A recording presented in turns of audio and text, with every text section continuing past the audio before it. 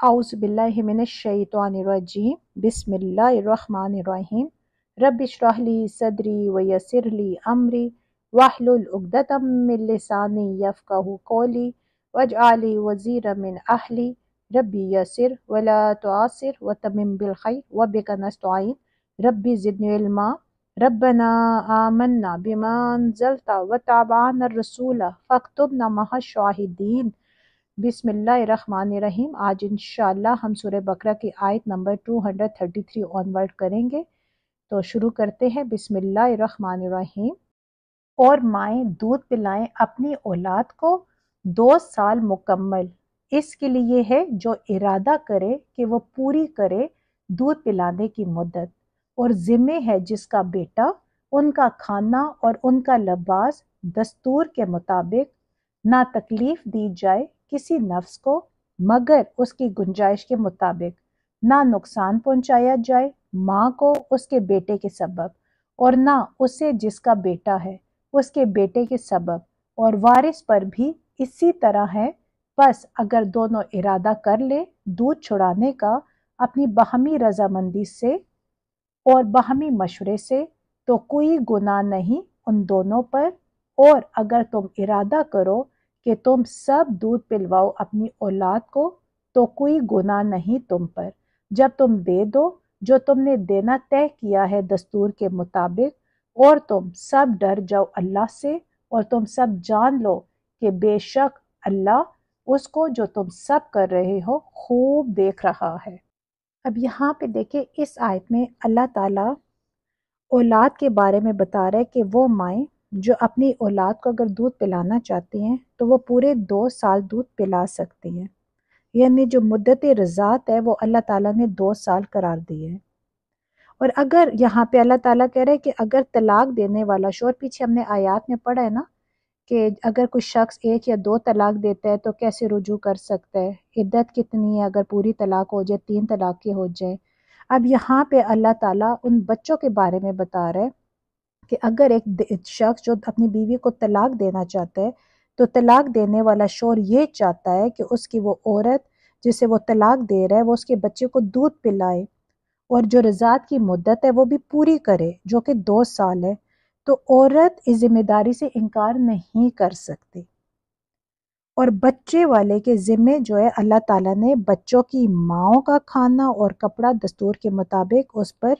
ये ड्यूटी लगा दी अल्लाह ताला ने उस शख्स पे कि वो उस बच्चे की भी जिम्मेदारी उठाएगा, और वो माँ अगर तलाक हो भी गई है तो वो जब तक बच्चे को दूध पिलाएगी तो उसके नान नफ़के की जिम्मेदारी भी अल्लाह ताला ने उस शख्स के ऊपर डाली है कि वो उस माँ की भी जिम्मेदारी उठाएगा और उस बच्चे की भी जिम्मेदारी वही उठाएगा। ज़ाहिर कानूनन देखा जाए तो औलाद तो उसी शोहर की है ना। अच्छा, इस सिलसिले में दस्तूर का भी लिहाज रखना होगा, यानी मर्द की हैसियत क्या है और औरत की ज़रूरियात क्या है, इनको पेश नज़र रखना होगा। बाज़ दफ़ा होता है ना कि मर्द करोड़पति होता है, लेकिन जब अपनी बीवी को तलाक दे देता है तो वो बिल्कुल अपनी बीवी को फिर वो जो नान नफ़का होता है वो ऐसे देता है जैसे वो अपनी खादमाओं की ज़रूरियात को पूरी कर रहा है। तो ऐसा नहीं है। जितनी उस मर्द की हैसियत है वो अपनी हैसियत के मुताबिक अच्छे से अच्छा जो है वो नान नफ़के का इंतज़ाम करे अपनी बीवी के लिए, उस औरत के लिए। हाँ, लेकिन ऐसा भी नहीं है कि एक शख्स बहुत मुश्किल से गुजारा कर रहा है और वो पूरी कोशिश कर रहा है कि उस औरत का नान नफ़के का वो पूरा ख्याल रखे, अपने बच्चे की ज़रूरियात को पूरा करे, और औरत जो है वो इतनी हाई डिमांड्स करना शुरू कर दे जो वो पूरी ना कर सके। तो ये बात भी गलत है। यानी यहाँ पे दोनों को ख्याल करना चाहिए कि कौन कितना दे सकता है, अच्छे से अच्छा दे, और जिसको ज़रूरत है वो भी उतना ले जिसको वाकई उसकी ज़रूरियात जितनी उसकी हैं। ये ना हो कि अगले पे वो बर्डन डाल के उसे प्रेशराइज करना शुरू कर दे,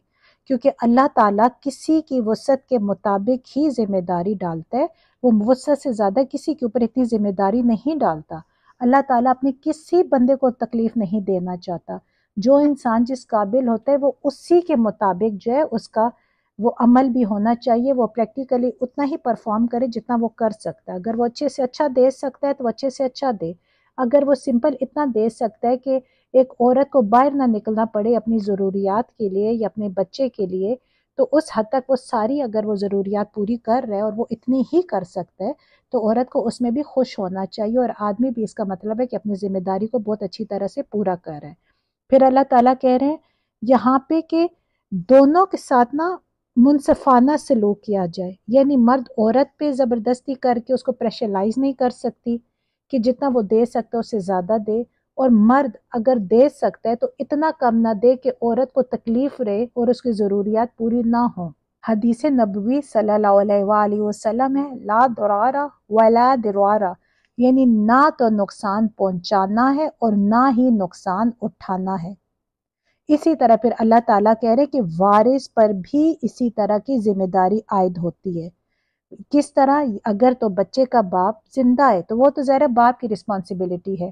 لیکن اگر بچے کا باپ فوت ہو جاتا ہے تو بچے کو دودھ پلانے والی وہ جو عورت ہے اس کا نان نفقہ جو ہے وہ مرحوم کے وارثوں کے ذمہ رہے گا کہ وہ اس کی ضروریات کا خیال رکھیں۔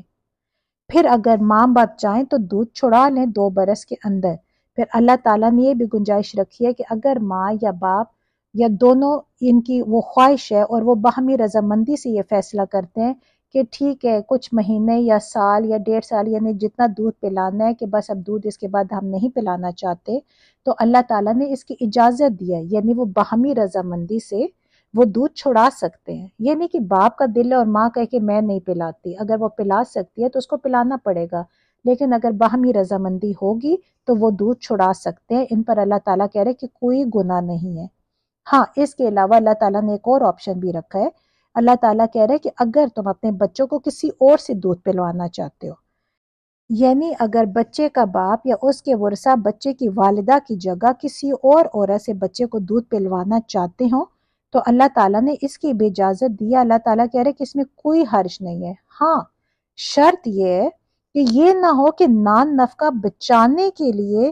وہ مدت رضاعت کے درمیان بچے کی ماں کے بجائے کسی اور عورت سے اس لیے دودھ پلوائیں کہ اسے معاوضہ کم دینا پڑے گا، کہ اگر یعنی کسی دائی وغیرہ سے دودھ پلوانا چاہتے ہو تو پہلے بچے کی ماں کو بھلے طریقے سے وہ سب کچھ ادا کرو جو تم نے طے کیا تھا، یعنی بچے کی ماں کو آپ اس کی ضروریات کو پورا کرو گے، جو کچھ طے تو اس کو وہ دو گے، اس کے بعد آپ کسی اور سے اگر دودھ پلوانا چاہتے ہو تو پلواؤ، لیکن نیت یہ نہ ہو کہ آپ اپنا خرچہ بچانا چاہتے ہو یا نان نفقہ کم کرنا چاہتے ہو، کیونکہ کسی اور عورت سے یا کسی دائی سے پلائیں گے، ظاہر ہے اس کی بیوی والے وہ چیز تو نہیں ہوگی، تو وہ اپنا پیسہ بچانا چاہتے ہوں گے، تو یہ چیز غلط ہے، یہ طریقہ، یہ وجہ یا یہ نیت نہیں ہونی چاہیے۔ پھر آخر میں دیکھیں اللہ تعالیٰ اس آیت کے کیا کہہ رہے ہیں، اور اللہ کا تقوی اختیار کرو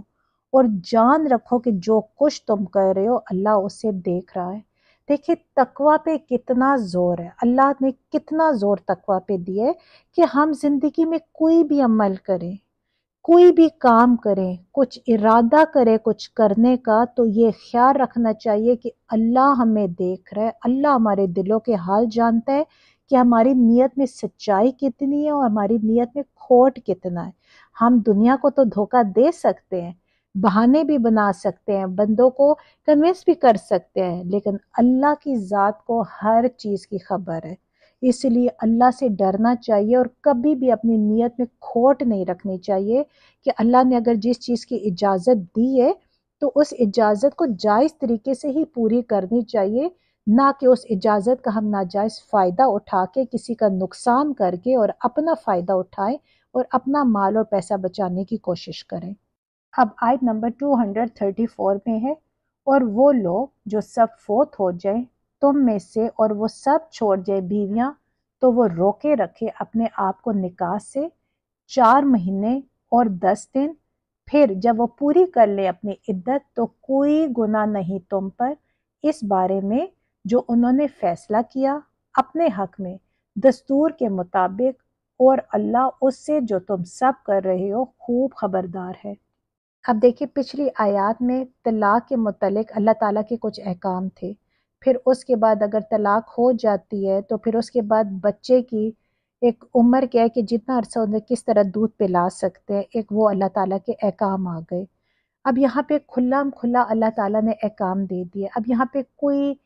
جتنا بھی انسان راستے نکالنا چاہے الگ الگ وہ اس کی مرضی ہے، ورنہ اللہ تعالیٰ نے دیکھے قرآن پاک میں سب کچھ بہت کلیئر بتا دیا ہے، اس میں نہ کوئی ڈاؤٹ ہے، نہ انسان کو کچھ کنفیوز ہونے کی ضرورت ہے۔ اب یہاں پہ اس آیت میں اللہ تعالیٰ بیوہ عورتوں کے متعلق احکام دے رہے ہیں۔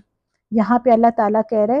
کہ دیکھیں اب پہلے کیا تھا، جو طلاق یافتہ عورت تھی اس کی عدت اللہ تعالیٰ نے کتنی رکھی؟ 3 حیض رکھی ہے۔ اب یہاں بیوہ عورتوں کی عدت بیان کی جا رہی ہے، اور یہاں پہ کتنی ہے کہ شوہر کی وفات کے بعد وہ 4 ماہ اور 10 دن تک جو ہے وہ اپنے آپ کو شادی سے روکے رکھے، یعنی ایک بیوہ عورت کی جو عدت ہے وہ 4 ماہ اور 10 دن ہے۔ اب یہاں پہ یہ کہ عدت گزار چکنے کے بعد وہ آزاد ہیں، اگر وہ مناسب سمجھتی ہیں تو وہ نکاح کر سکتی ہیں۔ اب اگر کوئی انہیں روکنا چاہے کہ ہماری نہ کر جائے گی، ہمارے معاشرے میں یہ بہت کامن ہے، اسے دیکھو کتنی پھڑکی لگی ہوئی تھی، یہ دیکھو اسے کتنا وہ عشق سوار تھا، تو بس دفعہ عجیب و غریب ورڈنگ سٹارٹ ہو جاتی ہے ہمارے اس معاشرے میں، تو یعنی وہ غلط ٹریک پہ لے جاتے ہیں بات کو، جبکہ اللہ تعالیٰ نے اجازت دی ہے، بلکہ اچھا اور بہتر بھی یہ ہے کہ عورت بجائے اکیلی اپنی زندگی گزارے اس کو نکاح کرنا چاہیے، یہ پسندیدہ عمل ہے ہمارے مذہب میں، ہمارے اسلام میں۔ تو یہاں اللہ تعالیٰ کہہ رہے ہیں کہ اگر عدت گزار لے تو اس کے بعد وہ جہاں مناسب سمجھے نکاح کر سکتی ہے، کسی کو روکنا یا ٹوکنا جائز نہیں ہے کسی کے لیے۔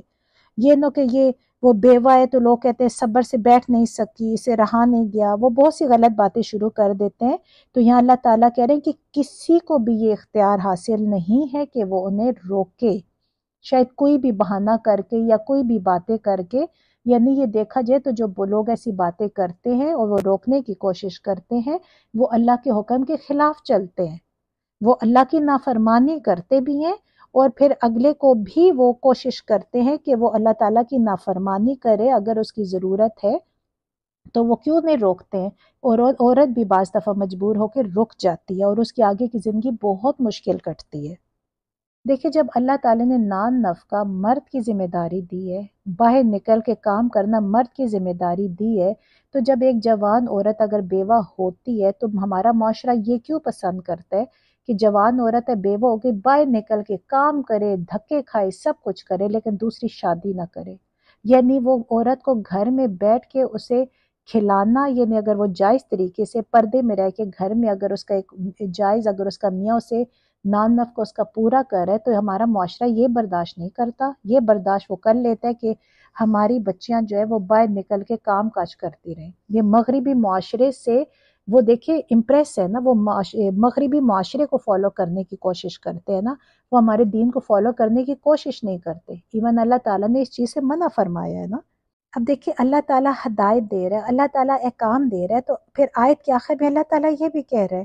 کہ جو کچھ تم کر رہے ہو اللہ اس سے باخبر ہے، یعنی یہاں پہ تو دنیا میں تم منمانی کر لو گے، تم اللہ کے حکم کے خلاف ورزی بھی کر لو گے، اور تم عورتوں کے بارے میں روک ٹوک بھی کر دو گے، انہیں دوسرا نکاح کرنے سے بھی روک لو گے، وجہ چاہے جو بھی ہو، اللہ کا تم حکم نہیں مان رہے، تو یہاں تو ہو جائے گا، لیکن اللہ ہر چیز سے باخبر ہے، اور پھر اس انسان کو اس کا حساب بھی دینا پڑے گا، اس کا جواب بھی دینا پڑے گا۔ کیونکہ دیکھیں ہمارے معاشرے میں آپ دیکھیں نا، کہنا تو بہت آسان ہوتا ہے ہماری بچی ہم پہ بوجھ نہیں، ہماری بہن ہم پہ بوجھ نہیں، ایسے ہی ہوتا ہے نا، لیکن کچھ عرصہ گزرتا ہے نا، اور جب اپنی بیوی بچے اپنی ایک روٹین بن جاتی ہے، اپنی فیملی آ جاتی ہے نا، تو چاہو نہ چاہو بہن اور بہن کے بچے بوجھ بن جاتے ہیں۔ اس طرح انسان وہ مساوات کر ہی نہیں سکتا کہ جو اپنے بچوں کے لیے سوچے وہ اپنی بہن کے بچوں کے لیے سوچے گا، یا جو اپنی بیوی کی ضروریات پوری کر رہا ہے وہ بہن کی بھی پوری کرے گا، پوری کوشش کریں گے، اچھے بھائی بھی ہوں گے، لیکن ہمارا معاشرہ کیا، ہماری بھابیاں برداشت کریں گی، جو بیویاں ہوتی ہیں وہ کہیں گی کہ میرے بچے کا میرا میاں جو ہے وہ اپنی بہن کے بچوں کو دے رہا ہے۔ یہ جیلسی ہوتی ہے، یہ شیطان ورغلاتا ہے، شیطان وسوسے ڈالتا ہے، شیطان شکوک و شبہات دلوں میں ڈالتا ہے۔ تو اللہ تعالیٰ نے بہت حسین راستہ نکالا ہے کہ اگر بیوہ ہے اور اگر اس کی ضروریات بھی ہے، اس کو آگے زندگی اس سے اندازہ ہو رہا ہے کہ وہ اکیلے نہیں گزار سکتی، سروائیو نہیں کر سکتی، خاص طور پر آج کل کے معاشرے میں، تو اسے نکاح کرنا چاہیے، اور کسی کو حق نہیں بنتا کہ وہ اس کو روکے۔ دیکھیں اللہ بہت انصاف پسند ہے، اللہ جب ہم سب کو ہمارے حصے کا دے رہے، ہم کچھ بھی نہیں کر رہے، خطا پہ خطا کر رہے ہیں، نافرمانیوں پہ نافرمانیاں کر رہے ہیں، پھر بھی ہمارا اللہ ہمیں دے رہے، تو کیا اللہ تعالیٰ نے معاف کرے گا؟ جو باڑیاں تو بہت مارتے ہیں، بڑے بول تو بہت بولتے ہیں، لیکن وہ چاہتے ہوئے نہ چاہتے ہوئے ناانصافیاں اپنے رشتوں کے ساتھ، نعتوں کے ساتھ کر جاتے ہیں۔ پھر اللہ تعالیٰ کہہ رہے ہیں نا کہ اللہ کو ہر چیز کی خبر ہے، پھر اس انسان کو اگلے جہان آخرت میں اس کا حساب بھی دینا پڑے گا۔ اور جب انسان کو یہ پتہ چل جائے نا کہ ہم نے اللہ کو اس کا جواب دینا ہے کہ ہم نے کیوں اس پہ وہ سختی کی جو ہمیں نہیں کرنی چاہیے تھی، تو ہر انسان ڈرے گا۔ لیکن پرابلم یہ ہے کہ ہم آخرت بھولے ہوئے ہیں، ہم یہ بھول جاتے ہیں کہ ہم نے اللہ کو جواب دینا ہے، اور ہمارا ہر عمل اللہ کی نظر کے سامنے ہے، اللہ سے کچھ چھپا ہوا نہیں ہے۔ اب آیت 235 میں ہے، اور کوئی گناہ نہیں تم پر اس بارے میں جو تم نے اشارہ کیا اس کا، پیغام نکاح کا، عدت والی عورتوں سے، یا تم چھپا رکھو اپنے دلوں میں۔ اللہ کو معلوم ہو چکا ہے کہ بے شک تم عنقریب تم سب ذکر کرو گے نکاح کا ان سے، اور لیکن تم نہ وعدہ کرو ان سے چھپ کر، مگر یہ کہ تم سب کہو بات معروف طریقے سے، اور نہ تم سب پختہ ارادہ کرو عقد نکاح کا، یہاں تک کہ پہنچ جائے لکھی ہوئی عدت اپنی مدت کو، اور تم سب جان لو کہ بے شک اللہ جانتا ہے جو تمہارے دلوں میں ہے، بس تم سب اسی سے ڈرو، اور تم سب جان لو کہ بے شک اللہ بخشنے والا بردبار ہے۔ اب دیکھیں اللہ تعالیٰ نے کتنی آسانی کر دی ہے انسان کے لیے کہ اگر کسی عورت کا عدت کے دوران ظاہر نکاح تو نہیں ہو سکتا، نہ ہی اسے واضح طور پر کوئی پیغام دیا جا سکتا ہے نکاح کا، البتہ اللہ تعالیٰ نے دیکھیں اتنی چھوٹ دی ہے، اتنی آسانی کر دی ہے کہ اشارے کنائی میں یہ بات کہی جا سکتی ہے کہ مجھے اس میں دلچسپی ہے، یا یہ بات اپنے دل ہی میں بھی اگر وہ پوشیدہ رکھ دے اور عدت ختم ہونے کا انتظار کرے، تو اللہ تعالیٰ نے دونوں باتوں کو اوکے کیا ہے، یعنی اجازت دی ہے کہ اگر دل میں ارادہ بھی ہے تو کوئی مسئلہ نہیں، لیکن اگر اشارے کنائیوں میں بات پہنچا بھی دے کہ انشاءاللہ عدت ختم ہوئی گی تو میں نکاح کرنا چاہتا ہوں، تو بھی کوئی حرج نہیں ہے۔ ظاہرہ اللہ تعالیٰ کہہ رہے کہ اللہ کہتے ہیں کہ اللہ کو معلوم ہے کہ تم ان عورتوں کا ذکر کرو، اللہ تو غیب کا علم جانتا ہے، اللہ کو تو معلوم ہے۔ اللہ تعالیٰ کہہ رہا ہے آخر تمہیں ان کا خیال تو آئے گا کہ عورت بیوہ ہو گئی ہے، اب میں شادی کر سکتا ہوں۔ کوئی آدمی ظاہر ہے پھر یہ بھی سوچ سکتا ہے کہ یہ جو میرے دل میں بیوہ کے بارے میں خیال آ رہا ہے اور اس سے نکاح کی ایک رغبت پیدا ہو رہی ہے، تو شاید میں گنہگار ہو گیا ہوں۔ یہاں اللہ تعالیٰ اطمینان دلا رہا ہے کہ ایسے خیال کا آنا کوئی گناہ نہیں ہے، یہ قانون فطرت ہے۔ ہاں لیکن اس بات کا خیال رکھنا چاہیے کہ کوئی بھی نکاح کرنے کا وعدہ چھپ چھپا کر نہیں کرنا، ایسا نہ ہو کہ خفیہ نکاح کی بات پکی ہو جائے، بلکہ بڑے طریقے سے، بڑے اچھے طریقے سے، شرافت سے آپ اس طرح اشارے کنائیوں میں بات پہنچا سکتے ہو، بندوں کے سامنے بھی پہنچا دو تو کوئی حرج نہیں، چھپ چھپا کے کوئی آپ نے وعدے نہیں کرنے۔ اب یہاں پہ اللہ کہہ رہے ہیں نا کہ مت باندھو گرہ نکاح کی جب تک کہ قانون شریعت اپنی مدت کو نہ پہنچ جائے، یعنی یہاں پہ اللہ تعالیٰ کہہ رہے ہیں کہ اللہ نے ایک مقرر کر دیا نا ایک عدت کا وقت، 4 مہینے اور 10 دن، جب تک یہ عدت پوری نہ ہو جائے۔ اب یہاں کتاب سے مراد قانون شریعت ہے، یعنی کتاب میں اللہ نے ظاہرہ 4 ماہ اور 10 دن ایک حد مقرر کر دی عدت کی، تو اللہ تعالیٰ کہہ رہے اس کا پورا ہونا بہت ضروری ہے، اس سے پہلے نکاح نہیں ہو سکتا۔ تو اسی لیے آپ اشارے کنائیوں میں باتیں کر سکتے ہو، بات پہنچا سکتے ہو، کوئی حرج نہیں، دل ہی دل میں ارادہ رکھ سکتے ہو تو بھی کوئی حرج نہیں، لیکن چھپ چھپا کے آپ کیا کہتے ہیں کہ پیغام نہیں پہنچا سکتے، یا خفیہ طور پر نکاح کر نہیں سکتے اور نکاح نہیں کروا سکتے۔ سب کچھ ہوگا عدت کے بعد، آپ کھلا آپ بے شک نکاح کی آپ آفر کرو، آپ نکاح کا پیغام پہنچاؤ اور آپ نکاح کر لو۔ اب دیکھیں اللہ تعالیٰ احکام تو دے رہے، اللہ تعالیٰ طور طریقے تو بتا رہے کہ ہم نے زندگی کیسے گزارنی ہے، رشتوں کو کیسے لے کے چلنا ہے، لیکن آپ غور کریں یہاں پھر اللہ تعالیٰ آیت کے اینڈ میں کیا کہہ رہا ہے کہ تم سب جان لو کہ بے شک اللہ جانتا ہے جو تمہارے دلوں میں ہے، بس اسی سے ڈرو، اور تم سب جان لو کہ بے شک اللہ بخشنے والا بردبار ہے۔ یعنی یہاں پہ اللہ تعالیٰ بار بار کہ جب میں اللہ کہہ رہے کہ میں نے یہ کام دے دیے، کھلم کھلا انہیں فالو کرو، اس سے ہٹ کے کوئی غلط کام کرنے چاہو یا کرنے لگو تو سوچ لو کہ اللہ جانتا ہے کہ کون کیا کر رہا ہے۔ اللہ نے پھر یہ بھی کہا ہے کہ دیکھو اللہ سے ڈرتے رہو، کہ جب انسان اللہ سے ڈرتا ہے نا تو وہ غلط کام یا غلط حرکت نہیں کرتا، وہ سوچ بھی نہیں سکتا، اگر سوچ آتی بھی ہے نا تو وہ فوراً اپنی سوچ کو رد کر کے وہ طریقہ اپنانے کی کوشش کرتا ہے جو اللہ کے حکم کے مطابق ہو، تاکہ اس کی دنیا کے ساتھ ساتھ اس کی آخرت بھی اچھی ہو جائے، کیونکہ ایک اچھے اور سچے مسلمان کو یہ معلوم ہے کہ اس نے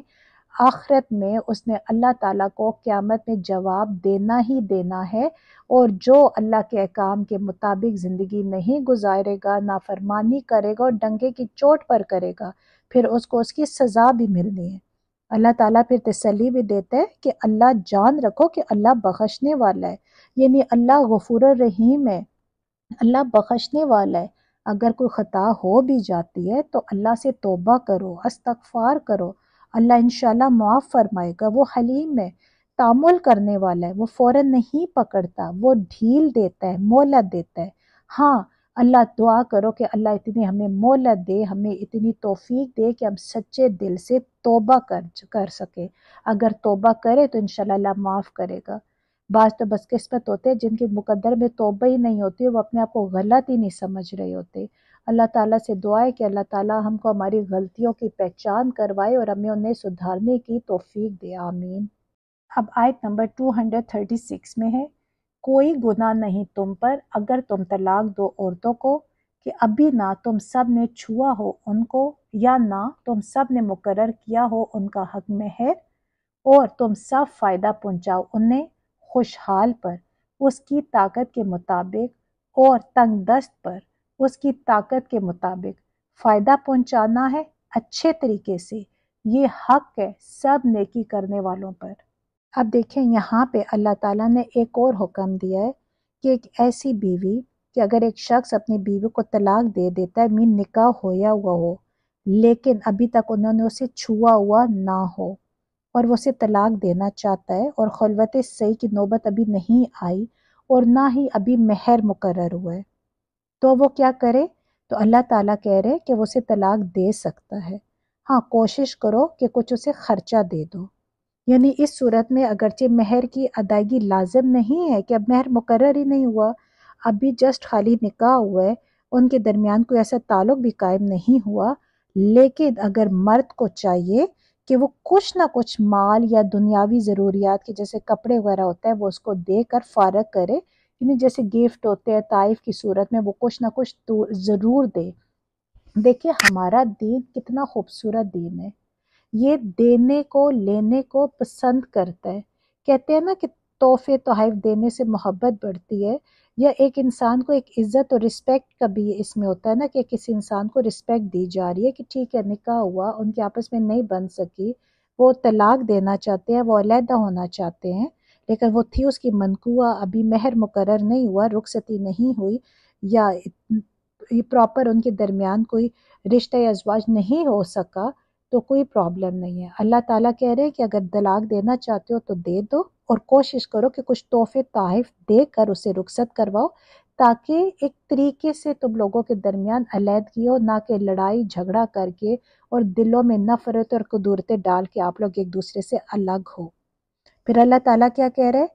کہ یہاں پہ دیکھیں جو وسعت والا ہے غنی ہے، یعنی جو جس کے پاس اللہ نے جس کو بہت کچھ دیا ہوا ہے تو وہ اپنی حیثیت کے مطابق ادا کرے، اور ایسا بھی ہے جو بہت تنگ دست ہے، جس کے پاس بہت کمی ہے، جو خود مشکل سے گزارا کرے، تو وہ اپنی حیثیت کے مطابق کچھ دے دے۔ یہ نہیں اللہ تعالیٰ نے شرط رکھی کہ اتنا لاکھوں کا تم نے سامان دینا ہے، یا بالکل ہی ایسا ہے کہ دھکے دے کر کے ایک احسان اتارنے والی بات کرو، نہیں، جتنا تمہاری حیثیت ہے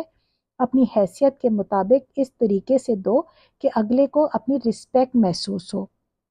پھر اللہ تعالیٰ کیا یہاں پہ کہہ رہے دیکھیں کہ جو دنیا کا ساز و سامان ہے جب بھلے طریقے سے دو، خیرات کی طرح نہ دو، کیونکہ یہاں اللہ کہہ رہے کہ نیکی کرنے والے جو بھلے لوگ جو ہیں وہ یہ بات اچھی طرح سمجھ لیں کہ یہ ان پر اللہ تعالیٰ کی طرف سے عائد کردہ ایک ذمہ داری ہے، یعنی آپ اس کو بس ایسی بہت ہلکے میں مت لو. ہمارا دین اس چیز پہ زور دیتا ہے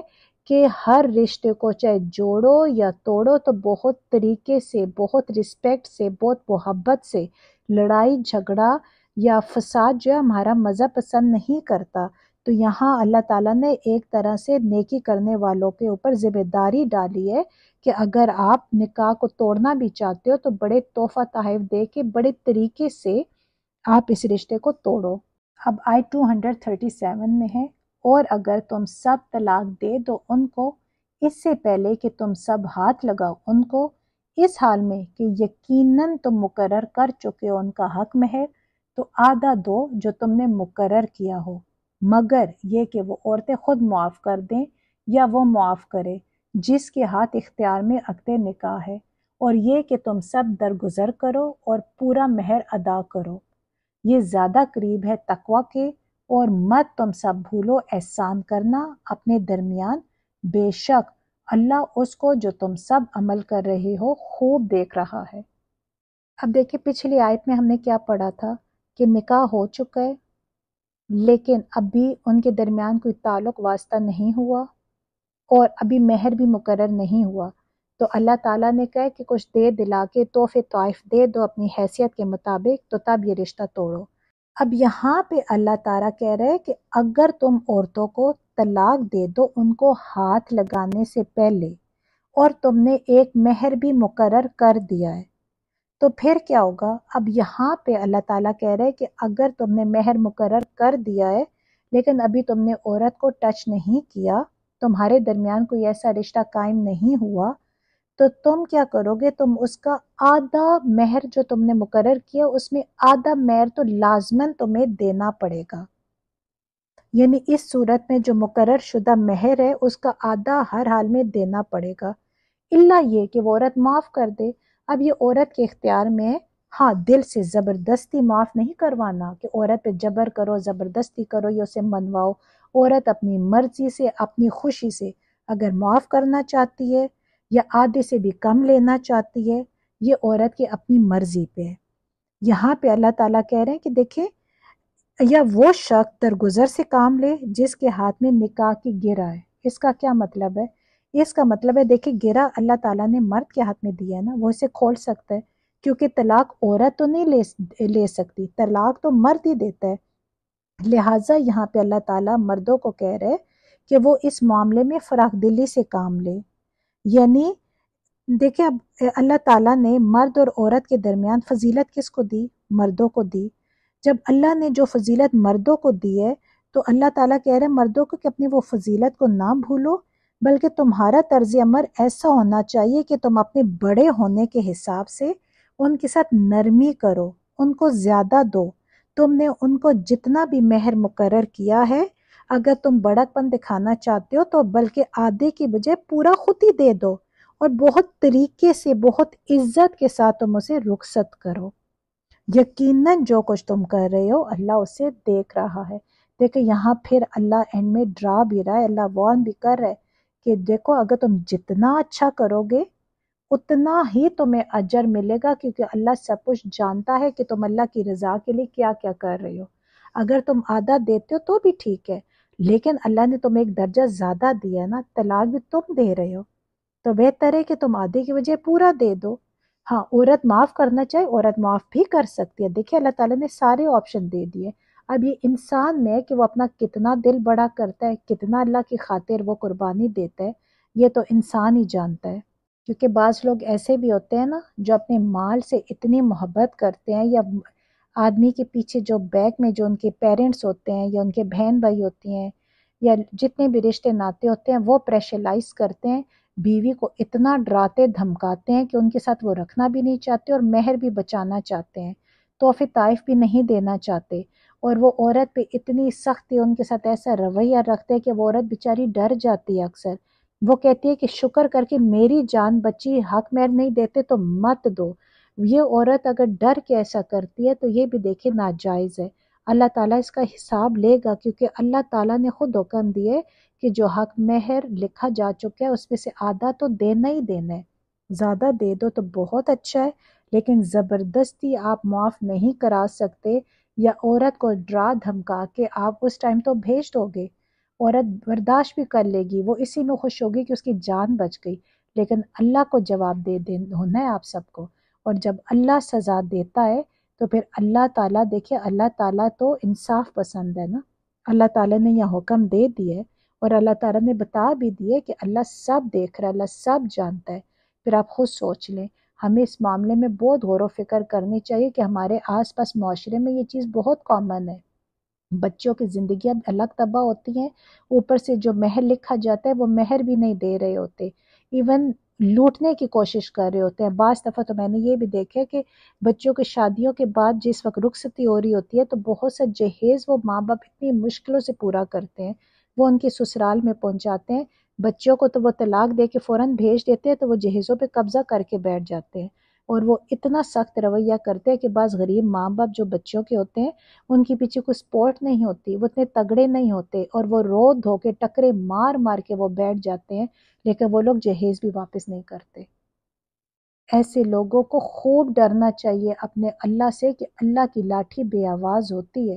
دنیا تو دیکھیں زندگی چھوٹی سی ہے، کسی کو نہیں پتا کتنی زندگی آج ہے ابھی ہے تھوڑی دیر بعد نہیں ہوگی، لیکن جو آخرت کی زندگی ہے نا، مرنے کے بعد وہ زندگی ختم نہیں ہوتی،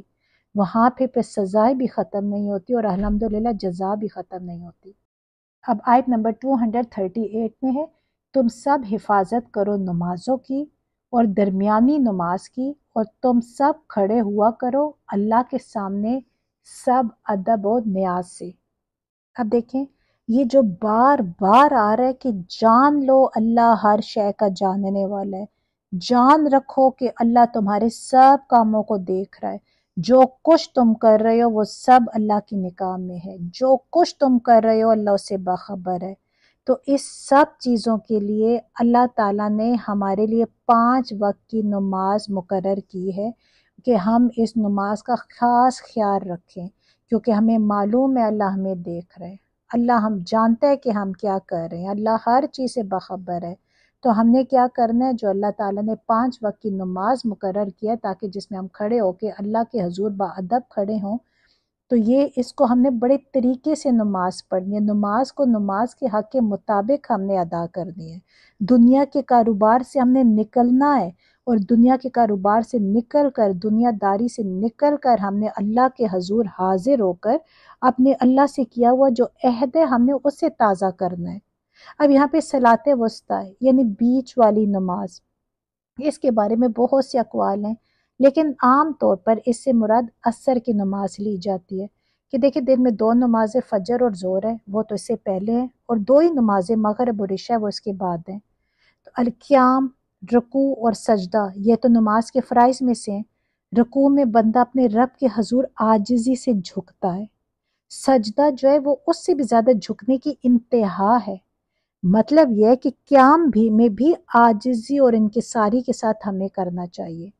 اس سے ہمیں کیا معلوم ہوا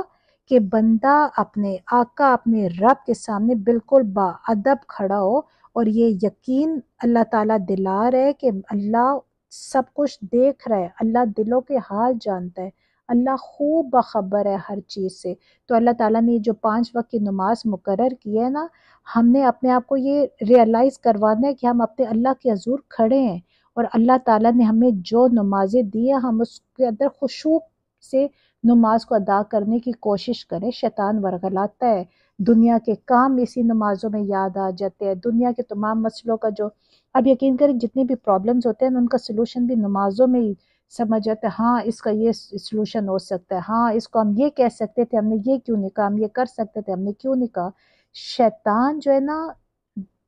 یعنی وہ تو ہے ہی دشمن نا، وہ ورغلاتا ہے، لیکن کوشش کرنی چاہیے کہ انسان کو اپنے خشوع کے ساتھ نماز میں کھڑے ہو کے اپنے دل اور دماغ میں نہ صرف یہ لانے کی کوشش کرنی چاہیے کہ ہم اپنے رب کے سامنے کھڑے ہیں، جس کو ہم نے جواب دینا ہے، جس نے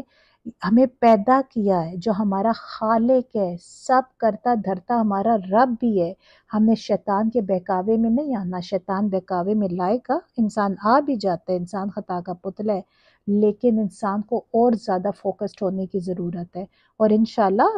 الحمدللہ انسان دیکھے पाँचों वक्त की देखे मर्द नमाजी, कितने दुनिया में लोग हैं मुसलमान जो 5 वक्त बाद जुमात नमाज अदा कर रहे होते हैं मस्जिद में, ऐसे लोग भी हैं। और ऐसे भी हैं जो नमाज का टाइम हो रहा है लेकिन उन्हें अपने साइन करने से फुर्सत नहीं हो रही कि उनके लाखों करोड़ों का नुकसान हो जाएगा। ये तो इंसान के अपने में ना कि अपना वो दुनिया का फ़ायदा ढूंढेगा या अपनी आखिरत का फ़ायदा ढूंढेगा। असल में बहुत से बदकिस्मत लोग ऐसे भी हैं जिन्हें नमाज की कदर नहीं, जिन्हें फ़राइज़ की कदर नहीं, जिन्हें दीन की समझ नहीं। अब देखिए, आप अंदाज़ा लगाएं नमाज की अहमियत का कि जंग अहज़ाब के मौके पर नबी अकरम सल्लल्लाहु अलैहि वसल्लम को मुशरिकीन ने, उनके हमलों ने उन्हें इतना मशहूर रखा हुआ था कि सूरज डूबने को आ गया था और आप सल्लल्लाहु अलैहि वसल्लम असर की नमाज नहीं पढ़ सके थे।